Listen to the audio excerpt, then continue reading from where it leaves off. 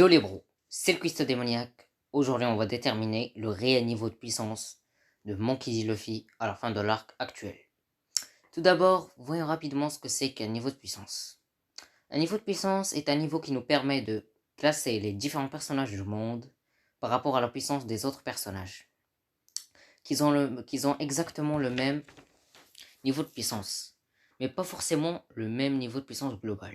Il faut distinguer entre un niveau de puissance et une puissance globale. Le niveau de puissance est juste un titre informatif pour qu'on l'on puisse classer les différents personnages au sein d'un groupe de personnages ayant le même niveau de puissance. Il y a des personnages plus puissants que d'autres, mais les différences de niveau ne sont jamais très élevées en termes de niveau de puissance. Nous avons tout en haut le niveau de roi des pirates, qui est un niveau de puissance à part.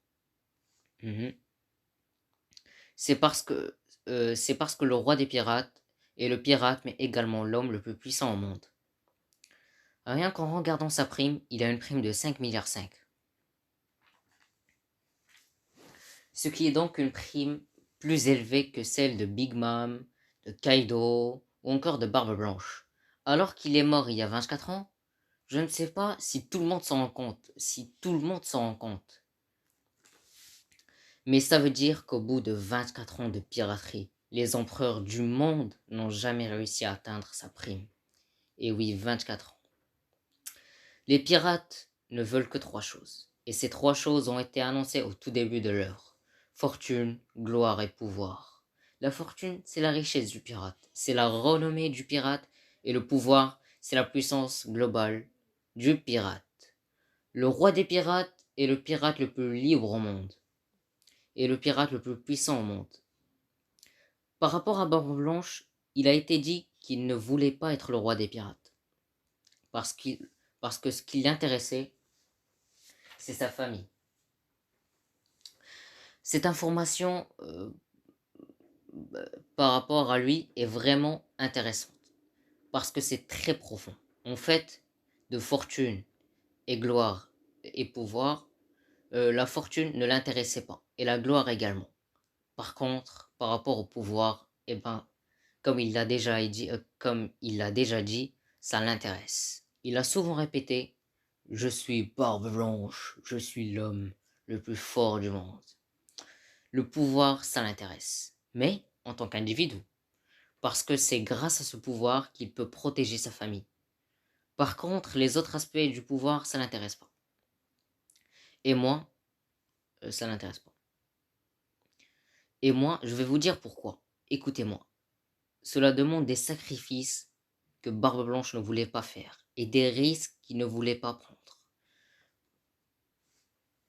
Gold Roger avait une femme qui charriait plus que tout et un enfant qui n'a malheureusement pas pu connaître. Ça, c'est ce que Barbe Blanche redoutait profondément. Ne pas pouvoir rester entouré de sa famille à cause des risques. À cause des risques. C'est pour cela que Barbe Blanche n'a jamais cherché à devenir le roi des pirates. Il aurait dû sacrifier ce dont pourquoi il a voué toute sa vie, sa famille. Et oui les amis, sa famille. Le roi des pirates, quant à lui, il a fait un choix très très dur, qui était de découvrir tous les secrets du monde. Mais le roi des pirates a fait un choix très très dur. Il devait passer sur le fait qu'il devait laisser sa famille en dehors de tout ça. Voilà donc l'explication pour Barbe Blanche. Pour finir, s'il vous plaît, on est en 2021. Il faut que tout le monde comprenne bien que Barbe Blanche n'était pas plus puissant. Que Barbe Blanche n'était pas plus puissant que Gold Roger. Donc, désolé, dans sa vive carte, il était dit que Barbe Blanche c'était l'homme le plus fort du monde. Mais il est également dit que ça ne parle pas de sa puissance globale. Ça veut dire ce que ça veut dire. Dans le roman de Ace, il est clairement dit que Barbe Blanche est l'homme le plus fort du monde. Grâce à sa puissance et à sa longue vie, voilà, et à sa renommée, Sengoku a clairement dit que Rox était l'adversaire le plus puissant du roi des pirates. Ce qui veut dire qu'il était plus puissant que Barbe Blanche. Barbe Blanche n'a pas voulu combattre Kaido pour éviter d'éventuelles pertes, alors que Roger serait parti et aurait gagné Kaido sans perte.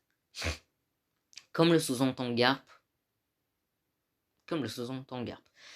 Pourquoi? Eh ben c'est parce que c'était le roi des pirates, c'était l'homme le plus puissant. C'est tout à fait logique. Sengoku a dit que Garp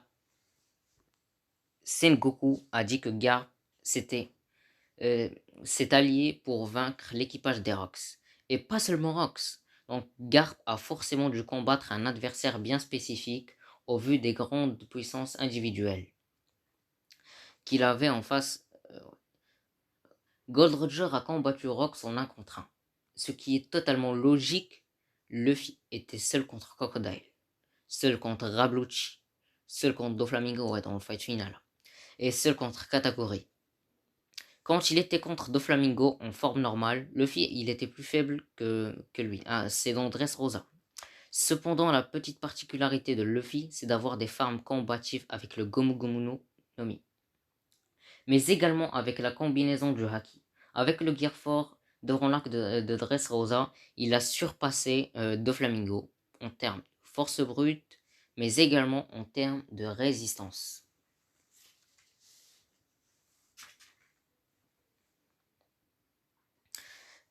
Le niveau de puissance de Doflamingo est celui d'un Shichibukai, celui d'un puissant pirate. Sa puissance globale est celle d'un deuxième commandant de Yonko. Mais ce niveau reste inférieur à un niveau de second de Yonko, qui est un niveau très élevé, car grâce à lui, on peut combattre un amiral. Barbe Blanche contre Sengoku et Garp, 2 amirals en chef, ont à peu près le même niveau qu'un Yonko. Il faut les deux pour espérer égaliser. C'est espérer. Normalement, c'est bien plus bas. Pour espérer égaliser avec Barbe Blanche. Et si l'équipage de Barbe Blanche n'avait aucune chance, eh ben, ils auront été capturés et assassinés par la marine. En fait, lors du combat de Luffy et Cracker, Cracker a mis mal Luffy. Même si leur combat s'est soldé par une défaite de Cracker. Ce perso reste toujours avec un fruit du démon très très fort. À cette époque-là, Luffy, grâce à son Gear Force, il avait toujours le niveau de premier commandant de Yonko.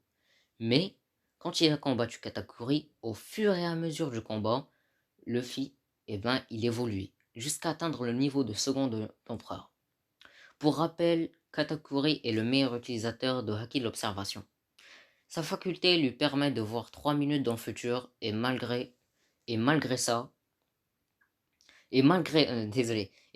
que Luffy ait subi les meilleures attaques de Katakuri en plein face, à maintes reprises, Luffy s'est relevé et Luffy n'a jamais abandonné. Luffy a vaincu Katakuri et il avait atteint le niveau d'un second empereur. Parlons maintenant d'un niveau d'amiral. Ouais, un niveau d'amiral, voilà, j'ai envie. Alors, le niveau d'amiral est un niveau supérieur à celui d'un second Yonko, mais il n'est pas égal à celui d'un empereur. La marine veut mettre fin à la piraterie. C'est pour ça qu'elle a fait le système des piliers, autrement dit des amiraux, les Shichibukai et le reste. Alors,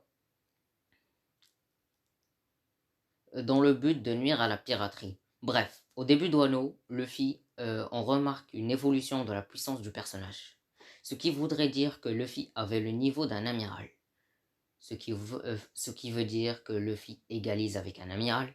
Donc, faut se rendre compte que Luffy, le futur roi des pirates, au début de Wano, il avait des chances de vaincre un amiral. J'espère que vous vous rendez compte.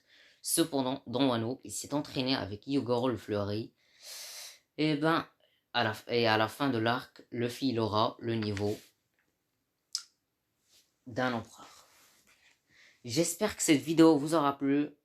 N'hésitez pas à vous abonner et à partager la vidéo. Sur ce, je vous laisse. Peace.